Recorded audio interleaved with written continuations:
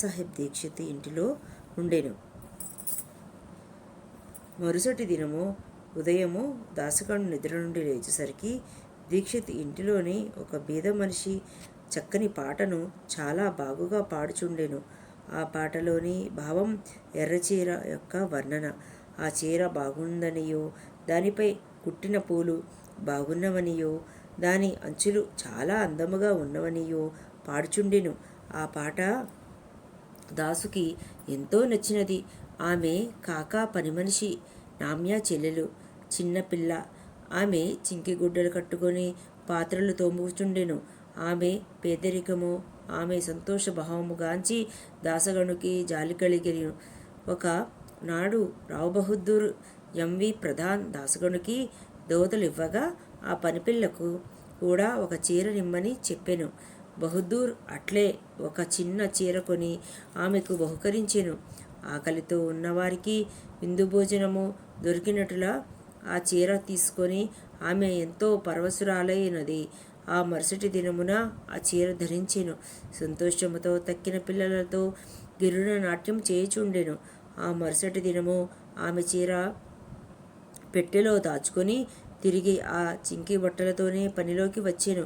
అయినను ఆమె ఆనందముగానే కనబడుచున్నది. ఇది చూచిన తరువాత దాసగునికి ఆమెపై జాలి కలిగి మెచ్చుకున్నాడు. పిల్ల నిరుపేద అయినను చిక్కి గుడ్డలు ధరించి ఆమె కొత్త చీర పెట్టెలో దాచుకున్నప్పటికీ అందముగా అనిపించుచుండెను. ఆమెలో విచారమనున్నది ఎక్కడా కనిపించుటలేదు. కాబట్టి మన కష్టములు, సుఖములు, భావములు మన మనోబుద్ధిని బట్టి ఉండునని గ్రహింపవలయను.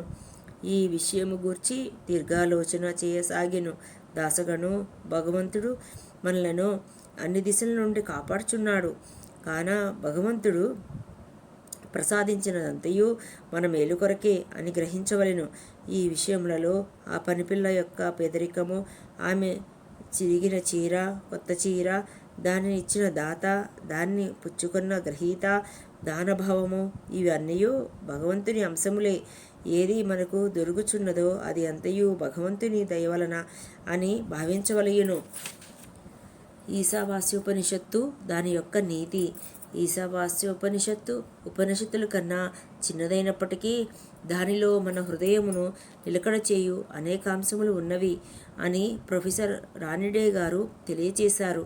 వేద సంహితలోని మంత్రములుండుట వలన మంత్రోపనిషత్తు అని కూడా అందురు. దీనిలో యజుర్వేదంలోని 40వ అధ్యాయము వాజసనేయ సంహితయుండుటచే దీన్ని వాజసనేయ సంహితోపనిషత్తు అని కూడా అందురు. ఇది ఉపనిషత్తుల కన్నా మంచిదని భావించడివారు ఏలయన దీనిలో వైదిక సంహితలుండుట వలన ఆత్మను గూర్చి విలువైన వర్ణన, దుఃఖములను తట్టుకొను స్థైర్యము, ఈ ఉపనిషత్తు సారాంశమే జ్ఞానమార్గము, కర్మ, యోగము రెంటినీ కలిపి చెప్పుట. నీతి. ఈశావాస్యోపనిషత్తులోని ముఖ్య విషయము నీతి మార్గము తెలుపుటయే. భగవంతుడు సర్వంతర్యామి. భగవంతుడు ఇచ్చిన దానితో మానవుడు తృప్తి పొందవలయను. ఇతరుల సొమ్ముకై ఆశించరాదని, నీకున్న దానితో సంతోషపడి జీవించవలెనని, భగవంతుడు మన మేలు కొరకై ఇచ్చియున్నాడని భావించవలయును. ఈ ఉపనిషత్తును అనుసరించి కర్మ చేయకుండుట ఆత్మనాశనమునకు కారణము. ఏ మానవుడైతే సమస్త జీవరాశిని ఆత్మలో చూచునో, సకల వస్తువులు ఆత్మగా భావించునో వానికి మోహములు సైతము ఉండవు. అన్ని వస్తువులందు ఆత్మను నిలుపకయుండిన మోహము, విచారము, అసహ్యము కలుగుచున్నవి. కనుక ఈశావాస్యోపనిషత్తులోని సారాంశమును గ్రహించి ఆచరించిన వారికి బాధలు గాని కష్టములు గాని ఉండవు. సాయిని పూజించుటచే ఇహము పరము రెండును పొందగలరు.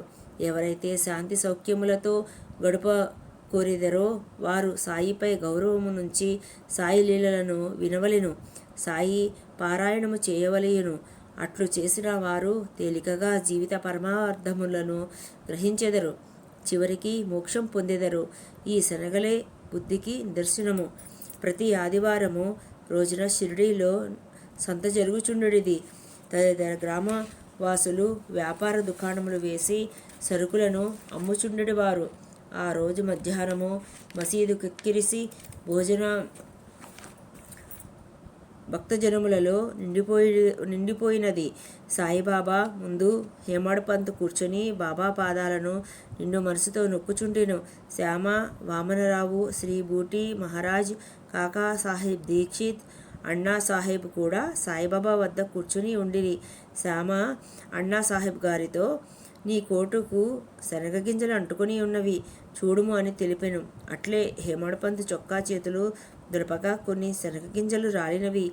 వారి ప్రక్కన ఉన్నవారు చూడగానే శనగలు కొన్ని కింద పడినవి. అక్కడి వారందరూ ఆశ్చర్యపడి వాటిని ఏరుకొని తినసాగిరి.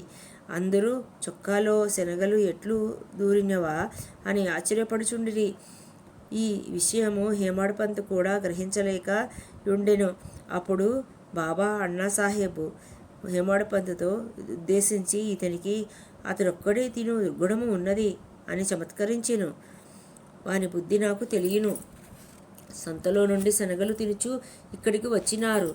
ఈ శనగలే దానికి నిదర్శనము అని బాబా వారిని అనిను. అప్పుడు అన్నాసాహెబ్ బాబాతో, నేనెప్పుడు ఒంటరిగా ఏమియూ తిని ఎరుగను. ఈ దుర్గుణం నాపై ఎలా చూపెదవు? ఇప్పటికీ కూడా షిరిడీలో సంత నేను చూచి ఉండలేదు. ఈ దినము నేను సంతకు అసలు పోలేదు. అట్లాగైనా శనగలు ఎలా వచ్చినవి అని పలికెను. అప్పుడు బాబా, నిజమే, దగ్గరున్న వారికి ఇచ్చిదవు. నీ దగ్గర ఎవరూ లేకపోతే నీవు తినేదవా కావా? కానీ నీవు తినుటకు ముందు నన్ను తలుచుకుందువా? నేను ఎల్లప్పుడూ నీ చెంతలేనా? నీవేదైనా తినే ముందు నాకు అర్పించుచున్నావా లేదా అని పలికెను. దీని వలన గ్రహింపవలసినది ఏమని బాబా ఇట్లు సెలవిచ్చిరి. పంచేంద్రియముల కంటే ముందే మనస్సు, బుద్ధి విషయములను అనుభవించును. కాబట్టి ముందే భగవంతుని స్మరించవలయును. విషయములను విడిచి పంచేంద్రియములు ఉండలేవు. కనుక ఆ విషయములను ముందే దేవుని కర్పించిన అవి అదృశ్యమైపోవును. ఈ విధముగా కామము, క్రోధము, లోభము అన్నిటినీ గురువునకు అర్పించవలెను. ఏది అనుభవించుటకు తగదో వానిని విడిచిపెట్టవలెను. ఈ విధముగా మన దుర్గుణములన్నీ నిర్మూలమగును. గురువునందు ప్రేమ అధికమగును. శీలము చక్కబడును. శుద్ధ జ్ఞానము కలుగును. ఈ జ్ఞానము కలిగినప్పుడు దేహబుద్ధి నశించి బుద్ధి చైతన్యమున లీనమగును. అప్పుడే ఆనందము, సంతృప్తి కలుగును. గురువును భగవంతునికి తేడా గమనించలేని వారు మూఢులని తెలియచేసెను. మన మనసులను తేటతెల్లము చేసి గురుని, భగవంతుని సేవించినచో ఆత్మసాక్షాత్కారము పొందెదరు. ఆఖరిగా చెప్పునది ఏమనగా, గురుని, భగవంతుని సేవించనిదే ఏ వస్తువును, పంచేంద్రియములను అనుభవించరాదు. వాటిని మన మనసునందే మనము బాబాను ధ్యానముంచిన ఆయన సుగుణ రూపమే మనమందు కనపడును. అప్పుడు భక్తి, వైరాగ్యము, మోక్షము వశము చేసుకునుటకు వీలగును. ఓం సాయిరామ్.